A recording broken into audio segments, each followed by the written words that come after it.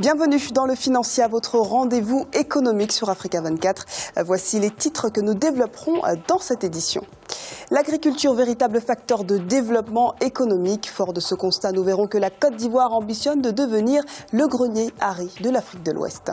Et puis direction le Sénégal, l'activité industrielle a récemment été marquée par un recul de 8,5%.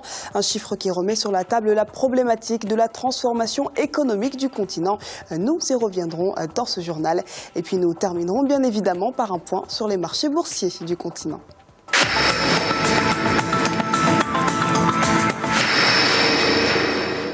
Le potentiel de l'agriculture de l'Afrique est immense, d'autant plus que le continent abrite 60% des terres non cultivées dans le monde. Remettre ce secteur au cœur des politiques africaines semble donc nécessaire pour atteindre l'autosuffisance alimentaire, mais également pour lutter contre le chômage. En Côte d'Ivoire, les autorités misent donc sur l'agriculture et notamment sur la culture du riz pour favoriser le développement du pays, comme nous l'explique Ibrahima Ndiaye. L'autosuffisance alimentaire est l'un des défis les plus importants auxquels fait face l'Afrique. Pour trouver une réponse à cette problématique, plusieurs États du continent commencent à remettre l'agriculture au centre des politiques de développement. La Côte d'Ivoire cherche désormais à devenir le plus grand producteur de riz en Afrique de l'Ouest. Pour relever ces défis, le gouvernement, mais également les entreprises privées, investissent massivement pour revitaliser le secteur risicole. Les ambitions vraiment de la Côte d'Ivoire, c'est d'être le grenier de toutes ces sous-régions-là. Et à partir de 2016-2017, dans 2018, dès l'instant où on a mis en place le stock régulateur, le stock de sécurité, automatiquement on doit pouvoir satisfaire cette demande-là.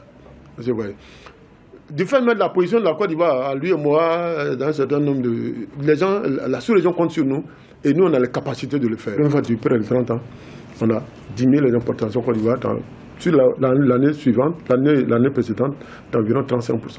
Je pense que l'élan va se continuer encore en 2014. Nous sommes en train de regarder les chiffres. Je pense que d'ici la fin de l'année, on sera à peu près dans les mêmes chiffres. Des initiatives ont été prises par le gouvernement, comme la distribution de semences à haut rendement aux agriculteurs, mais également le financement de nouvelles zones de production et de systèmes d'irrigation. Des mesures saluées par la population. Le riz, on est content de faire le riz. Parce que ça, c'est notre travail. Nous, on ne fait pas cacao ni café. Diversifier l'agriculture est devenu une priorité pour le plus grand producteur de cacao dans le monde. Quelques 477 milliards de francs CFA sont investis dans la période 2012-2016 afin de développer l'industrie du riz et de créer des emplois. Le budget du Sénégal augmente et pour l'année 2015, il passe de 43,400 milliards à 63,14 milliards de francs CFA. La répartition du budget met l'accent sur les actions développées dans le domaine social. C'est le cas du programme national des bourses de sécurité familiale qui bénéficiera d'une dotation de 20 milliards de francs CFA pour permettre de toucher 100 000 nouvelles familles. Dans le budget 2015, il est également prévu une enveloppe de 166 milliards pour les infrastructures. Une réserve dite de précaution d'un montant de 52 milliards est également prévue pour le tramway et le train rapide entre Dakar et l'aéroport international Blaise Diagne. L'actualité économique se poursuit au Sénégal où l'on a constaté un recul de 8,5% de la production industrielle en août 2014. Par rapport à août 2013, cette production s'est dégradée de 11,2%. Des données qui nous plongent au cœur des défis de l'industrialisation en Afrique, comme nous l'explique Kessie Webi-Martel. L'activité industrielle régresse au Sénégal. Elle a été marquée en août 2014 par un recul de 8,5% de la production, contrairement à la progression enregistrée le mois précédent.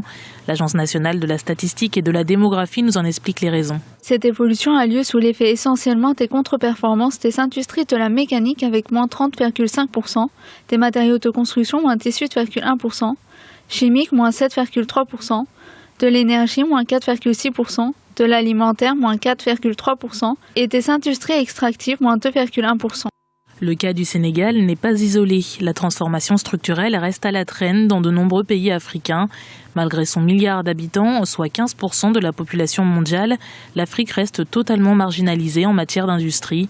Selon certains spécialistes, l'Afrique peut tirer son épingle du jeu au sein de l'industrie mondiale sous certaines conditions. Au niveau d'industrialisation, situation et l'évolution récente du secteur manufacturier diffèrent beaucoup dans les 54 pays d'Afrique. Pour stimuler le développement, des stratégies sur mesure doivent être adoptées pour chacun des gouvernements concernés.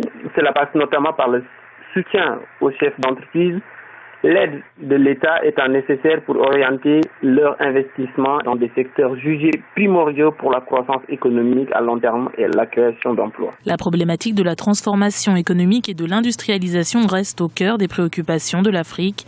Selon les recommandations du rapport économique 2014 sur l'Afrique, copublié par la Commission économique des Nations Unies pour l'Afrique et la Commission de l'Union africaine, le continent ne peut plus se limiter à produire et exporter ses matières premières. Il devrait plutôt accélérer son niveau d'industrialisation afin de créer plus d'emplois. Le Maroc accueille un séminaire de formation dédié aux institutions bancaires africaines. Depuis ce mardi à Casablanca, experts, spécialistes, consultants et professionnels dans le domaine de la finance participative proposent de développer une approche synergique afin d'accompagner les cadres opérationnels et juridiques en matière d'assimilation, de compréhension au contrat de ce type de finance participative. Ce rendez-vous interafricain initié par la Société islamique pour le développement du secteur privé constitue une opportunité pour les professionnels du secteur bancaire dans l'optique de conforter leur capacité à bénéficier de financements compatibles avec la charia. Dans le reste de l'actualité, en Côte d'Ivoire, le Premier ministre Daniel Kablan-Duncan s'est félicité de la forte reprise du crédit à l'économie qui, selon lui, affiche en fin juin 2014 une progression d'ensemble de 31,6%. Le chef du gouvernement a cependant souligné que le système bancaire ivoirien est insuffisamment capitalisé. Le ratio moyen de couverture de risque s'établit en effet à 8,8% en 2012. L'accès aux services financiers banquiers demeure relativement faible avec un taux de crédit à l'économie rapporté au produit intérieur brut d'environ 19%. Il a par ailleurs ajouté que le niveau de bancarisation en Afrique demeure faible, indiquant qu'en Côte d'Ivoire, ce taux n'excédait pas plus de 12% en 2012 pour une moyenne de 8%. Écoutons-le. Ces ressources non bancarisées ne contribuent pas au développement de nos pays. De plus, le développement des transactions liquides aggrave les risques de blanchiment d'argent susceptibles de financer des activités illégales, voire même le terrorisme. Et c'est à présent l'heure de faire notre habituel tour des marchés boursiers africains.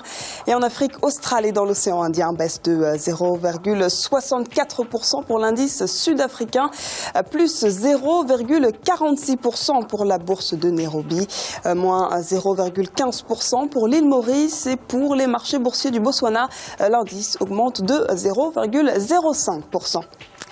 Du côté de l'Afrique centrale et de l'Ouest, le marché boursier nigérian clôture la journée avec une baisse de 0,45%.